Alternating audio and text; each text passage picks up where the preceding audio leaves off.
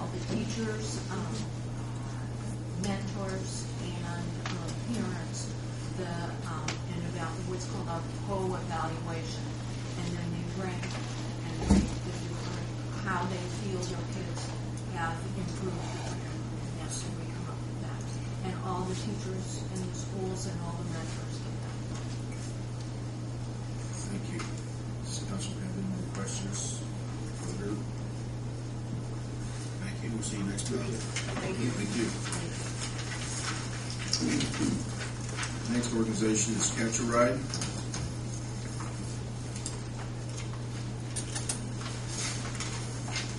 Hi, I'm Julie Schaefer with Catch a Ride Public Transportation. For those of you that don't know, I'm actually based out of Dillsboro, Indiana, with Lifetime Resources, the Area 12 Council on Aging there. And we were asked a few years ago to expand into Decatur County, which is how we began to provide transportation in Decatur County and Greensburg. I basically have some statistics for you that are Greensburg numbers that we can get now because of scheduling software that we use, so we can break down actual services by communities. So our 2010 registered riders with Greensburg addresses were 212. That may not be all of the people that we serve with Greensburg addresses because people do not have to give us their name. They can ride what we call a car rider if they don't want to give us their name, just giving us addresses, that type of thing. So if they do give us a name and register so that they're in our system and we can schedule them really fast, then it's 212. 63 of those residents require transport in wheelchairs. 25 of the residents ambulate with walkers or need lift equipment to board the vehicle. 5 residents are blind. 1 resident is hearing impaired, and 1 resident reporting another disability that was not on our normal disability list. Pickup locations with Greensburg addresses traveling to any area within the 7-county area that Catch a Ride serves. We provided 14,972 trips and traveled 65,067 miles to provide those trips. Pickups with Greensburg addresses traveling to locations within Greensburg was 12,129 trips, and naturally the mileage is much lower on that, 29,777 miles to provide those trips. Trips with pickups outside of Greensburg, say Batesville or the other counties that we serve, we've got a lot of people from Jennings County that actually come to Greensburg. Traveling to locations in Greensburg was 14,918 trips, and we traveled 63,888 miles to provide those trips. Our average cost per trip for the service that we provide, which includes the what we call point deviation routes, which operates here within the city of Greensburg, our rural service, and our Catch a Ride Extra service, which provides door-through-door service and a little bit of minimal assistance. Costs $13.75 per trip. So if you take the trips that were provided from Greensburg addresses, that would equal $205,865 worth of service to those residents with Greensburg addresses. So what I didn't give you in the info that I had sent were the regular Greensburg brochures, and I will leave these here for you, and you can have them here at City Hall too. So. What I would also like to see is a budget. There is no budget attached. There's no budget. Okay. I can So that we can see what the other counties, because it looks as if you're servicing not only Greensburg. We service 7 counties, yes. And of the 212, only 95 you listed as far as, they were blind or impaired or whatever. What were the other? The others are just non-disabled. We have categories of disability or not No matter, just anybody can ride it, and it's public transportation, yes. I thought it was set up, it was to be for adults and with adults with disabilities. No, it's public transportation. A lot of our riders do have disabilities and are adults with disabilities, but it is public transportation, and we do a lot of different. We're doing more and more transportation to work all the time because people are going down to one car families. So is there a different fare or a different rate for a disabled person over somebody that's just using it to go to work? There's a 50% discount for someone that has a disability or someone that is over the age of 60 or actually under the age of 12. What are your fares? The fares vary from... They're in our, Yeah, I was going to say, it varies depending on how far you travel, but basically 75 cents or $1.25 if you're traveling 5 miles or less. but now, I don't see, unless I'm not reading it correct, what the charge is if they're riding it to and from work.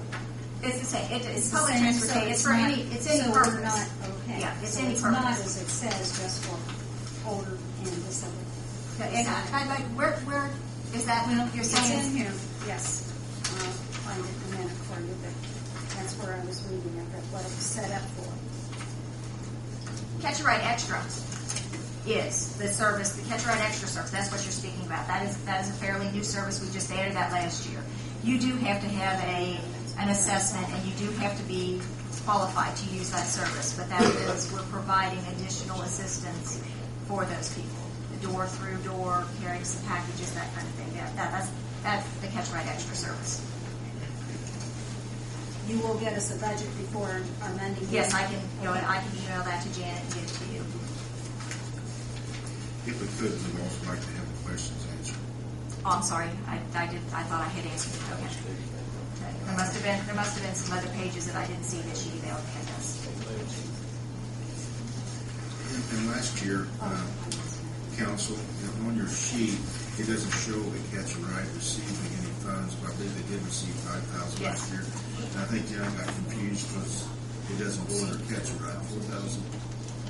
But what is the name that it's invoiced to? Lifetime Resources, probably. Yes. That's what you Yeah, did. yes. Gotcha.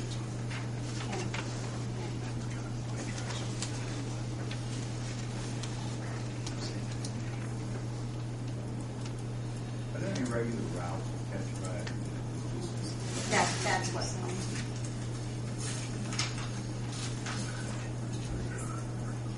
Oh. And I don't know if any of you have noticed, but Greensburg did get 3 new vehicles, or not Greensburg, Decatur County got 3 new vehicles. A little different than the vehicles you used to have. They look like the little minibuses. Those cost $58,000 a piece.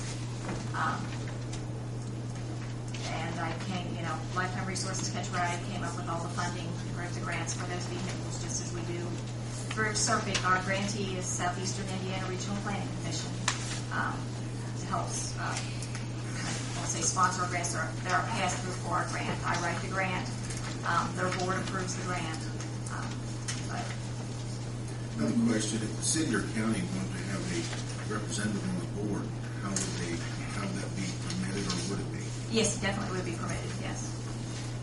On the Catch a Ride Advisory Board, yes. That was if we give them some funding, right? Yeah.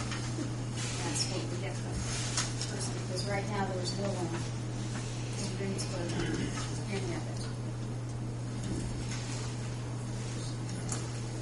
So the county could get there, I don't know if the city has to have one county as well, but I think there ought to be one representative. Should be representative, we're Yeah, we're and funding them. yeah, I was going to say, the board members that you have are our Lifetime Resources board members. Catch a Ride itself has a transportation advisory committee that just meets in the community, and that is open to anyone in the community, and anyone can come to those advisory members and take part in those meetings. And if you want to drop that off to City Hall in advance, and give us time to get the council to thing, maybe make things a little shorter next meeting. Okay. And you're speaking with the budget and Yes. Okay. Answers. Okay. Is it okay if I email that to You Janet? can do that. Okay. You can do that. Okay.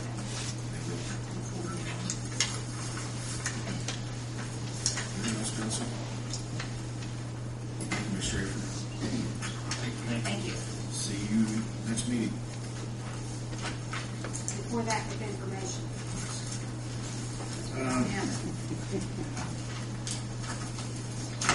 Next item on the agenda is EDC. Mr. Chris Bauer. Thank you, Mayor. Chris Bauer, Treasurer of the Economic Development Corporation of Greensburg, Decatur County. We submitted our grant application, and I apologize if the budget or financials were not included in that. But you did deliver them a couple of minutes ago. They were delivered. I mean, I think you brought them at the last meeting that you Yeah, were I here. did. But if not, I'll get Jan another copy tomorrow to distribute. But since the last meeting, we've had some changes, and I wanted to provide the council with some changes that we have had over the last few months. As most of you probably are aware, Vicki Kellerman, our director, resigned from the corporation in November, December timeframe. And we are in the process of a search to find a replacement director for Vicki.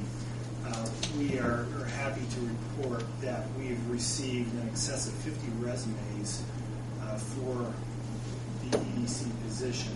A number of those folks, or a number of those resumes are local, and there are a number that are within the state of Indiana and some outside of the state of Indiana, many with EDC backgrounds, political backgrounds. So we have a great pool of applicants to look through.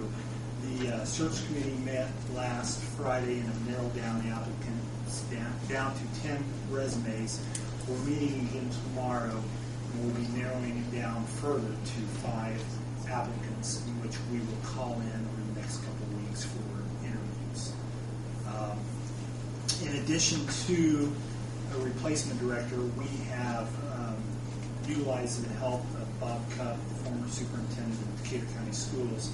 He'll be helping us on a consulting basis here over the next few months, interviewing board members and trying to come up with a strategic plan and formal policies and procedures, personnel policies, and just general policies for the EDC. So we feel that with the change in leadership and the change in director for the EDC, it'll give us a chance to basically start fresh, reinvigorate the board, and really fulfill the mission of the EDC. Mayor Herbert, City Councilman Herb Hunter serve on the board in the past. The city has been gracious to support financially and attend the board meetings. The county has committed their funding to us for 2010, and we ask you to consider your continued financial support. Chris, who's picked up on the connections that Vicky's made and now left? Who's taking care of this? Right now, Bill, what we're doing is Natasha Kellerman is our administrative assistant, and she has been basically answering the calls that come into the office. She's been handling the opportunities and requests for proposals that come in from the state level. And she was instrumental in putting those together when Vicki was in place. So she's been able to handle those day-to-day activities. And then if there's anything that she is not capable of handling, she's getting one of the board members involved to assist her or take the lead on that. But, you know, Vicki's resignation, the timing was probably pretty good for us because it was going into the holiday season where not a lot of activity was taking place. So, you know, it's been somewhat of a downtime or slow time. Yeah. So you had expenses reduced then? Absolutely, yeah. Okay. Keep that in mind. Yeah. Does Bob got a pretty good, I mean, obviously he talked to you about his plan, he's got a place to try to ramp your. Yeah, you know, I think Bob's worked with several nonprofit agencies and boards. He has helped write some personnel policies for some various nonprofits, particularly Lake Santee board. And Bob seems to be very energetic, and he's in the process of going out right now and interviewing each one of the board members. Herb, Mayor, I don't know if he's contacted you guys yet, but he's scheduling interviews that we'll try to do over the next couple of weeks and just get some feedback from everyone to try to put together, you know, this is what board members would like to see, this is the direction we want. So I think Bob's very capable of giving us some guidance, if you will. Do you anticipate having a director by the 1st of March? Ideally, yes, but I think that's probably pretty aggressive, Helen, because That's what, so it'd be April. May So you've got timeframe. about 3 months where you don't have a pain. Yes, absolutely. You know, the interview process is probably going to take place through mid-March, late March. And by the time you get an offer out there, and then you accept, and if there's somebody out of town, you know, it's going to be pushed back. So April, May is probably more realistic.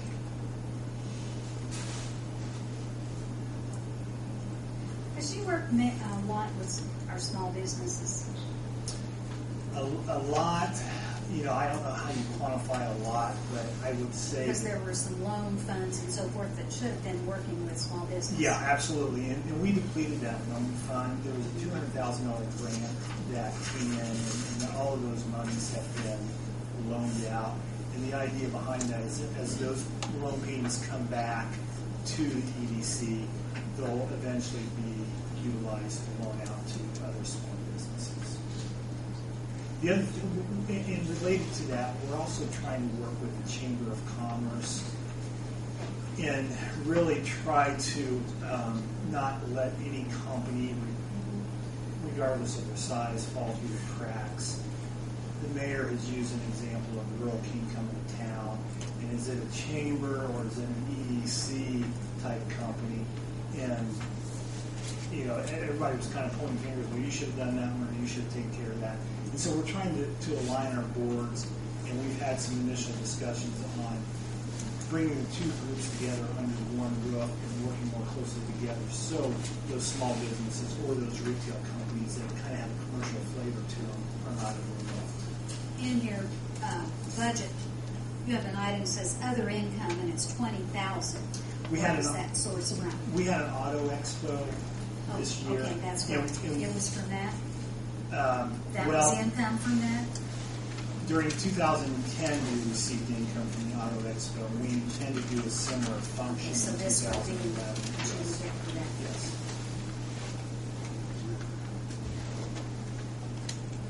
Do you plan or do you anticipate having a new vision statement or a new set of goals or whatever that you can give to us somewhere down the line after Bob outlines your?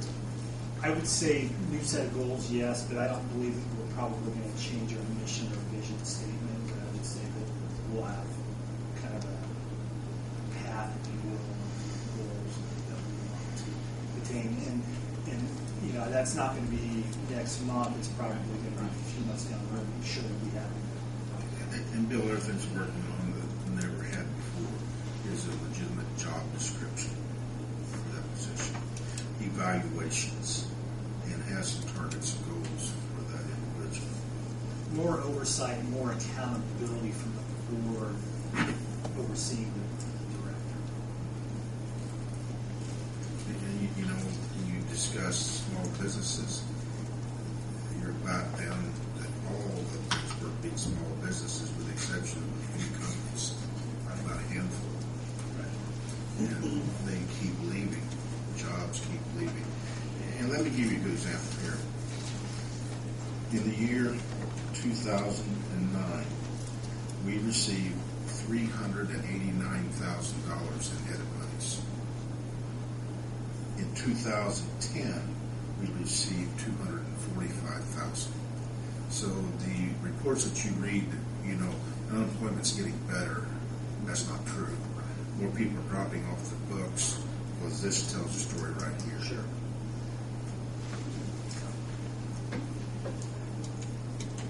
We have to do something. We have to start traveling to South Korea and India, Brazil, China, whatever it takes to get jobs here. As they say that, because our jobs are leaving. People are enticing what we have in Greensburg away from Greensburg, maybe even moving anywhere from 15 to 75 miles from here. I just want to take a new outlook because it hadn't been happening to what it should be happening. And yes, times are hard right now and the economy's hard, but everybody's vying for the same thing. We just got to be one step ahead. Well, I will say that this is a board member. I mean, I think that now would certainly not be the time to look at skimping on economic development. I think we really need to focus on it more than anything else. I think this next 2 years is a real turning point, and we have to hit it hard and see what we can develop in the next 2 years. If we don't do something in the next 2 years, then we need to take another look at what we're doing. Yeah. Well, I think now's a good time. That's being done. I believe Chris is the interview for the new director's position, and I think I get the feeling there'll be a lot more oversight of this position by the board than previously. Yeah, and I sense some excitement with some of the other board members that this does give us a chance to really think get more body. Just start over. I've been willing to contact the mayor at Bedford, I forget what his name is, but she advertised on TV. Oh, really? Yeah. I keep getting calls from Sabre, Indiana. If that costs you $10,000 to $15,000, so you can see it on Sunday morning, that's not free. They charge. Then they talk about your local eateries, historical places, need jobs.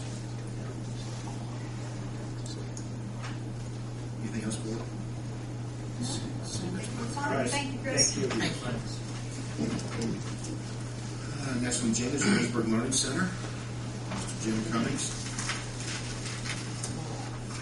This is the first one here, and it's almost the last one. It's already been a while. I'm Jim Cummings from the Greensburg Community Learning Center. I'm the director there and have been for the 6 years we've been open. For the last several semesters, we've been averaging our highest attendance figures. Since our opening, we're averaging about 250 students who are earning nearly 2,000 college credits a semester. It's a pretty unbelievable statistic. I think the other night, the State of the Union address, the president said that he expects in the next 10 years, more than half the jobs in the country will require a post-secondary degree. Obviously, we have a long way to go. I think the Greensburg Community School Board saw a long time ago that we had a educational gap here. We only had about 11.5% people in the county, city and county, with a bachelor's degree, whereas statewide it's nearly double that, and nationally it's even more than that. You talk about attracting employers. You talk about employers improving their workplace, improving productivity. That doesn't happen with just machines. It happens with people. We're creating an opportunity for the people of Greensburg and Decatur County to educate themselves, to be ready for that next level job. That's the primary function. That's why we came here. That's why it was open 6 years ago. I explained to you a lot last year that more and more we've started to take a social responsibility role in the community, which I don't think any of us anticipated. The best example of that will happen in the next few months. Nearly 20 people will graduate through the TAA program who were laid off from Delta 2 years ago. Nearly 20 of them will walk out with an associate's degree, as they were promised through this program. Those who entered it and were willing to do the work, willing to go to school, do their homework, are now coming out after 2 years with an associate's degree, where they'll go from here. Many of them have certificates for different types of work. Others have an associate's degree that they can transition into a bachelor's degree. We have a very good relationship between Ivy Tech and Purdue, so they can naturally take that associate's degree, walk just down the hall, same building, never leave, and continue their education, get a bachelor's degree through Purdue University. How many started that program? Say 20. Yeah, we Give us counted. some perspective here. We counted about 50 people who availed themselves of our services. In other words, came to us and said, I'm interested in this. Help me get in the program. Help me get information. Help me find out about the funding. Help me find the other things. Probably about 80% of them began. So we probably started with between 35 and 40. 20 are graduating. That doesn't mean they've all fallen off. What it means is that 20 have gone full-time for 2 years and will now have an associate's degree. Others will continue. I think you read, many of you probably read in the newspaper the story of the Edwards A couple who had been at Delta for 26 years were both laid off, have 13-year-old twin boys, I believe. One decided to go on to dental assisting, and another one's in a nursing program. One of them will finish here, another one is going on. So, So just because you're only finishing 20, they're Yeah. still, okay. yeah, many, they only had to take, I believe, 2 classes a semester to continue within the ranks. They've been promised, even though originally the program, I believe, was a 2-year hard cap, many have been promised that if they were showing progress, that the program would continue to fund them, and they will be allowed to continue their schooling and get that associate's degree that, 2 years ago, I came here and told you that we promised we were going to help them get. And now, we're finally seeing it. 2 years is gone, they've gone full-time, and they're getting it. So that's a neat story. We have obviously heard of other recent layoffs that are coming up, people who are not going to be eligible for this type of a program. TAA was specified for jobs that were going overseas. We've lost some jobs here recently, or are about to, that don't fit within that category. So I guess a few years ago, we would have thought, well, we'll sit back and those who want to come here will come here. Now we're taking a much more proactive approach. Mr. Mayor, you were at the ECHO 15 meeting, and what we've decided to do was, well, let's find a way we can fund the education for these people. Okay? We saw how successful it was when the federal government stepped in with this TAA program, and the people were willing to do the work, as I said. But that's a rare occurrence. The people that we're going to lose have lost within the last year and are going to lose this year don't have that safety net.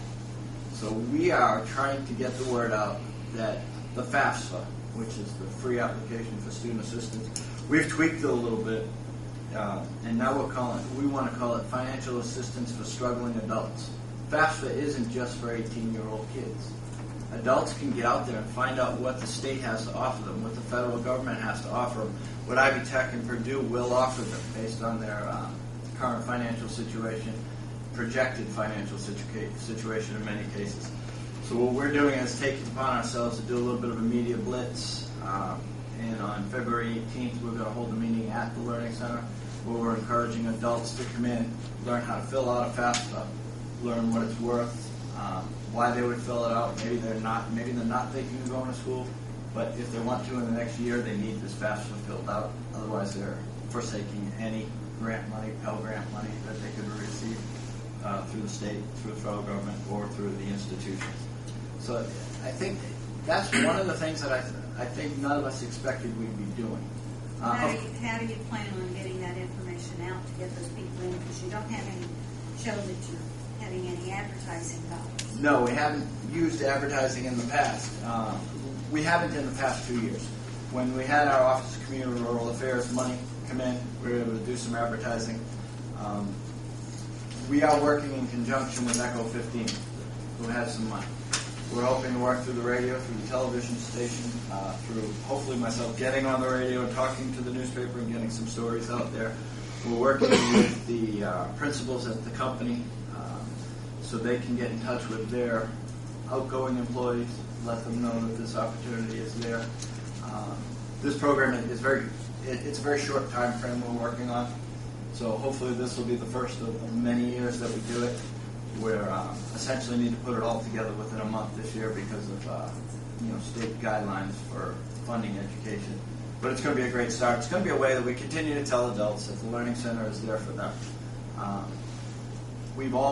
mission has always been to work with non-traditional learners, which we classify as not your 18-year-old son or daughter who just graduated, who wants to go away to college, but wants to, but adults who may have taken some college classes many years ago, who may never have, who may be laid off, who may be underemployed, and help them. Of course, that mission too is changing as we're seeing more and more young people come in because we're an excellent financial alternative. I've told you many times that somebody can come start with us having never taken a college class, whether they be a teenager or an adult, work through Ivy Tech, get an associate's degree, move on to Purdue University, get a bachelor's degree from Purdue University, all for around $20,000. That nobody else can say that. I mean, I know that. Yeah, I'm visiting schools with my daughter tomorrow. She visited some today on her own. We know the expense of college. So again, socially, I think we've taken on a bigger role, and there's some other things we want to do. We want to. These people who may come out are going to be maybe unprepared for going back to college, and there's a gap there on what they're ready to do and what they want to do, and we're hoping that we can get some funding to start a program where we can do some remediation with these adults, where they don't have to pay, let's call it $400 from a university to take a zero-level class that isn't going to help them progress. They're not going to get the credits for it. It doesn't move them along as quickly as they'd like to be if they're going to spend an entire semester in the zero-level class. And like anything else we do in life, you want to see something at the end. Yes, they're going to have the information, but the transcript's not going to be really full. What we're hoping to do is within a condensed period of a couple of months, bring these people in and teach them the basics. Essentially teach to a college admissions test that this person can take a math test, an English test, and score well enough that they say, yes, you can take English 105. Get the 3 or 4 credits that class offers you, and you're on your way. Every class you're taking will count. Very labor intensive. It's going to be a program that I think we're hopeful we can take on our own, because given the pattern of the way tonight's going to go, Jamie's going to ask me why I show less money coming in than going out. So it's not Jamie's, it's mine. So in the past, I've always explained to people that it's very difficult to get a grant for operations. You have been very good to me for a number of years now, helping me, and the county has piggybacked on that and done the same. But in the broader spectrum of grant writing, they want you to do something. And I've always had the impression, well, we are doing what we want. We started with a handful of students, now I have 250. We started with a small group in the Head Start program, now they've doubled their teachers, doubled their staff, doubled their students. We have other things going on at the school. We've done the workplace readiness, where we're talking about doing this. So I guess in a sense, I'm saying, well, we are doing more. We are creating things. So now I'm taking these things that we, as a learning center, are willing to do, and asking people to help me fund that. And that's where I think Echo 15 is going to come in. I made that very clear at our last meeting, that I thought some of this money was geared towards Decatur County adult education. And I don't have a flashing neon sign, but we are Decatur County's adult education. And that's where the money needs to come to. Saying that alone doesn't get it done. Doesn't mean they're going to turn around and write me a check. They're going to say, okay, justify us giving you some money. So we're hoping that that's going to create some funding sources. It's going to create a lot of extra work because, for instance, an English class for adults, I may end up teaching. Many of you have seen my... Right away. Well, I was going to say, many of you have seen my work, so you can judge for yourself whether I'm qualified for that or not. So there's some other things. I think maybe I always sat back and looked and until last year said, we're the bricks and mortar and everybody else is the education. But we're not. I mean, the Learning Center, the school corporation, the city's help, Echo, we're all taking on that bigger role. And it's become a lot more responsibility. I think we have to be open later. We have classes now, few in the afternoon, but now we have classes until 10:30 at night. We have classes every Saturday. It just requires a lot more resource utilization. Obviously, resources are becoming more expensive. Your donations then that you have on your 2010 financial report is basically the county and the city. $20,000. Yes. Yes. Okay. And we don't have a budget for 2011. Do you have one? My budget going forward is strictly the monthly bills that we get in, which barring any major resource changes, whether the cost of heating oil, electricity, other things go up, which I can anticipate will stay pretty constant. We've been in that small range. It will go up a little more because we're open a little longer. I don't really have the ability to map that out tell you how much more. Well, you have carpet installation in 2010 and Yes. equipment and facility maintenance. Now, do you plan on doing carpet No. installation? Okay, so No, that was a would be one-off. Okay. Yes. So we didn't- So where do you expect to make the other $23,000? I think a good portion of it will come through these initiatives we're going to do. What we will do as we get funding for programs like the remediation, like the FAFSA outreach, we'll find ways that, in other words, we have a FAFSA outreach. We will invite people in to learn how to fill out the FAFSA. In return, we will allow this group of people or any people who want to come in access to our computer lab for, say, 2 weeks. In return, a funding agency would then be renting my computer lab for 2 weeks at $150 a day.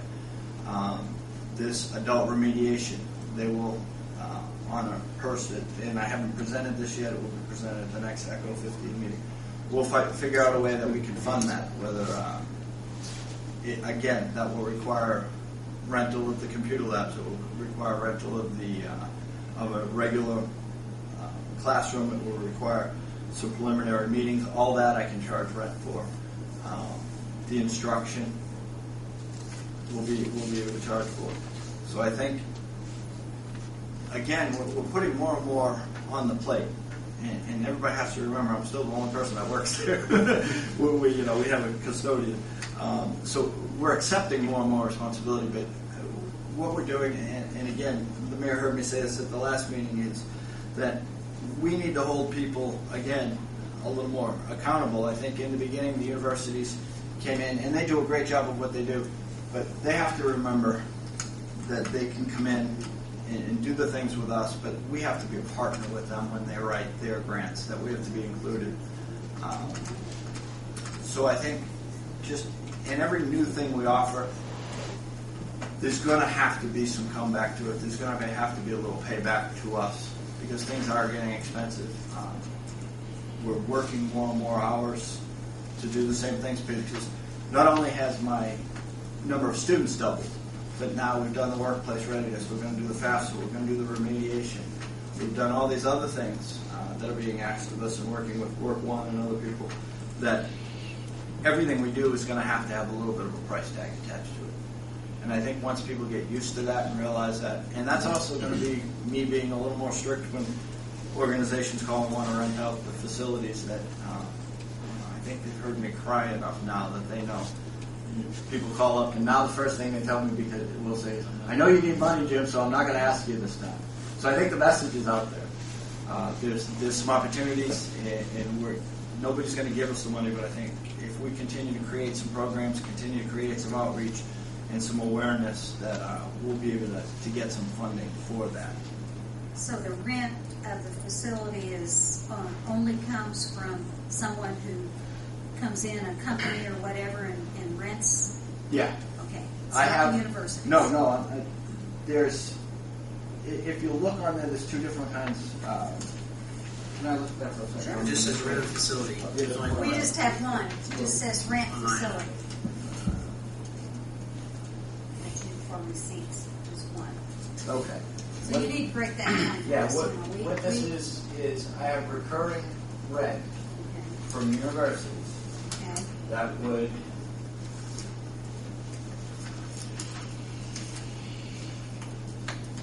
be about $57,000 a year.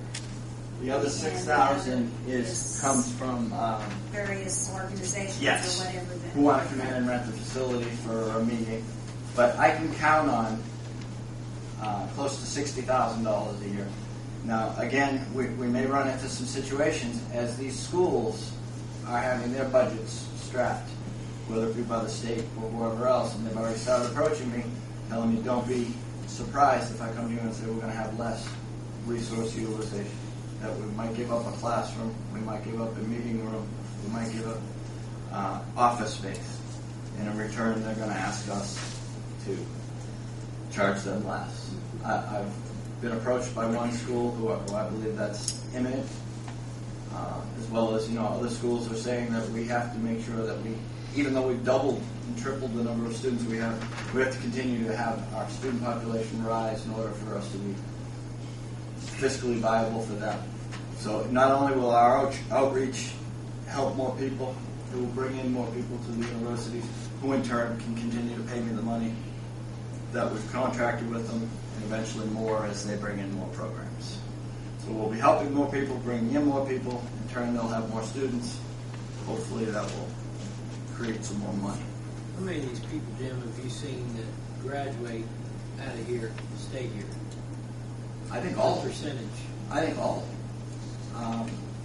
I think the dynamic of our students is completely different than the dynamic of a young, fresh-faced 18-year-old student who wants to go out, wants to be an engineer in Chicago, wants to be something else. We have people who go for dental assisting. We have people who go for nursing. We have people who go for a broad spectrum of things. I think they all go with an eye towards getting a job here. They're probably already established here. Yeah, oh yeah, Just- and have been and for a that's- number of yes. years. And that's the reason we're successful, is because we offer these classes at night, which allows them to continue their lives in the daytime, their families, hopefully their current work, the search for work. But I wouldn't have a way to track it exactly, but extremely high percentage, as high as any other. I don't think the matriculation rate of a person leaving Greensburg will be higher because they came to our learning. So I think in that sense, we're gaining all of that. And we're very excited to see this year, once they've hashed out all the census numbers from 2010, where we're showing in our educational attainment levels. We've given out 157 degrees in 6 years. That's an unbelievable number. So I think those numbers, census-wise and educationally tracking those numbers, are going to be significant. In council, Jim said earlier that 50% of the jobs in the future may require something above and beyond a high school diploma up to associate's degree. Not that it'll be doing a different job than what a person with a high school diploma used to do, but it's open for the HR panel to hire the most educated person for the same amount of money. And we have to have it prepared. We want people in this community to receive those jobs and come to another community here for that education. Do you actively go out and pursue other businesses about education of their employees and that? We've had success in the past in working with companies, and Greensburg and Decatur companies have been among some of the most generous in providing tuition assistance to their students. In many, many, many cases, that has fallen off. That was one of the casualties of the recent economic downturn, is that economic assistance has gone away. We're hopeful, and we're being told that they expect it will come back at some point. But nobody wants to try. It's like anyone else. They get them on TV and they ask them, well, when are you going to start hiring again? This will come after the hiring. They're not going to start tuition reimbursement before they start hiring people back. So that whatever you think your time frame is, that we're going to start seeing unemployment come down from 9.4% nationally, it's probably when we'll start seeing tuition reimbursement again. They all understand the value of it. Many of them came to us on a monthly and weekly basis to do some trainings, to do some team building, to do other things in past years. They've cut that out as well to save costs, which is why I think this year might be particularly challenging for us. 2 years ago, 2-3 years ago and longer, we had some excellent years because, for a change, we had companies coming in who wanted to do hiring, testing, assessing, wanted to avail themselves of all the things that the Learning Center had to offer. Most of that has dropped off. And now the university is also telling me that they may use less space. Doesn't mean they'll teach less classes. So again, these are battles I'll fight. But there's got to be some give and take, because we all know that if they're a state agency, they're being asked to cut their budgets. So this year could be particularly challenging. We're all hopeful that I just don't want to get in a situation where we fall too far behind. I think we've done a really good job of staying close. 2 years ago we were above water. Last 2 years we've been slightly below. again, we've had some, a big purchase which was necessary. We had carpet from the 1970s. What's Looked like wrong with that? It looked like a bad Burt Reynolds movie. Complain to your landlord. So we those types of things. We're very careful, with our expenditures, and we'll do what we can, but we need to be solidly here, not teetering, because again, no way we could have foreseen 6 years ago the role that we'd be playing in all of this, and I, almost any meeting we want to have about what's going on around here, I can give you stories about that relates to the Learning Center or people that have come to the Learning Center or whatever. So we're pretty much in the middle of all of it, and we've taken on that responsibility. And for the amount of money that it costs in a year, and if we're looking at, let's even use $125,000 to bring 300 plus students in, even if we just took these 20 from Delta who are walking away with a degree, think about that investment. And they're just 20 of hundreds of stories we could tell. Like I said, we had 157 degrees granted. So, and the vast majority of my students tell me they wouldn't be coming to school if they couldn't do it here. Again, because either they're going to a job in the daytime, they have families in the daytime, they couldn't drive, whether they have transportation or just it's an extra 2 hours out of their night to drive somewhere and come back. So we've done a very good job of fulfilling our initial mission, but that mission keeps growing. And I don't know what I'll come here next year and tell you we did, but I bet you it's something that I couldn't even predict right now. Hey Jim, who owns the buildings at Greensburg School? Yeah, Greensburg School Corporation. Is that a rental agreement, or because you pay the utility? We pay the utilities on it. We don't have to pay them anything. All right, so Don't give me any ideas. No. Don't give her any ideas. It's always the utilities are $50,000 a year. Yes, it's the building. Well, you all know we're sitting in one. 50,000 a year. Is that what it is here too? Yeah, I mean if that. If I can eliminate that cost, life would get a lot easier. I'm cheap. It's the heat and the electricity that costs us all the money. all those windows and. There's two things I wanted to tell you real quick. It really don't have a lot to do with that before I leave. Is that 9 of our students this year are going to be in the Phi Theta Kappa honor sorority through Ivy Tech for their grades. That's pretty impressive. 9 Decatur County students being awarded honors. And 3 of the students from the Achievement School, which we house at the Learning Center. One has already finished the Achievement School program. A lot have finished the Achievement School program. I'm talking about post-secondary. One is finished and is now enrolled in college. 2 more are enrolled in college for next semester. I believe those students would have done well in another setting as far as their high school. I don't know whether they would have gone on to college if they weren't faced every day with seeing college students and the opportunities that they have in the same building down the hall from where they are. So there's another 3 great success stories that wouldn't happen. We can find those stories everywhere. Thank you, Jim. We'll see you at the next council meeting. Thank you very much. Thank you. If there's any consolation to the council, the riverboat money is held its own. It made $154 more this year. Yeah.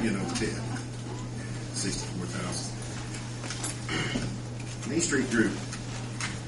David Thank Myers you. and Brian Robbins. Mayor and City Council, thank you very much for letting us come up here. I'm David Myers. I am president of the Main Street Greensburg, and I'm going to ask Brian to turn the lights down in a minute. We've got a 45-minute PowerPoint for you guys. I'll let you get some corn in a break. You know where I will be, right? You're all gone. Do it yourself. Well, a lot has really happened. A year ago when I came before you, I was president of what was called Hot City.